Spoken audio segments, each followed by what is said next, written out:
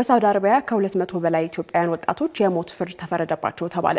ይህ መባሉን ተከትሎ የትግራይ ወጣቶች ጉዳይ ቢሮ መንግስት ለጉዳዩ አስቸኳይ ትኩረት እንዲሰጥ ጠይቋል። ቢሮው ለኢትዮጵያ የውጭ ጉዳይ ሚኒስቴር በላከው ደብዳቤ የተባለው የሞት ቅጣት ለማስቆምና ለታሳሪዎቹ አስፈላጊውን ጥበቃ እንዲደረግ ከሳውዲ ባለስልጣናትና ከዓለም አቀፍ የሰብአዊ መብት ተሟጋቾች ጋር እንዲነጋገር ጠይቋል። የትግራይ ወጣቶች ጉዳይ ቢሮ ኃላፊ አቶ ሀዲስ ሱባጋዳይ ለአዲስ ስታንዳርድ እንደገለጹት ወጣቶቹ በሳውዲ አረቢያ አሲር ግዛት አብሃ አካባቢ በሚገኘው ካሚስ ሙሻይት እስር ቤት ውስጥ ከእጽ ጋር በተያያዘ ወንጀል ተከሰው ይገኛሉ።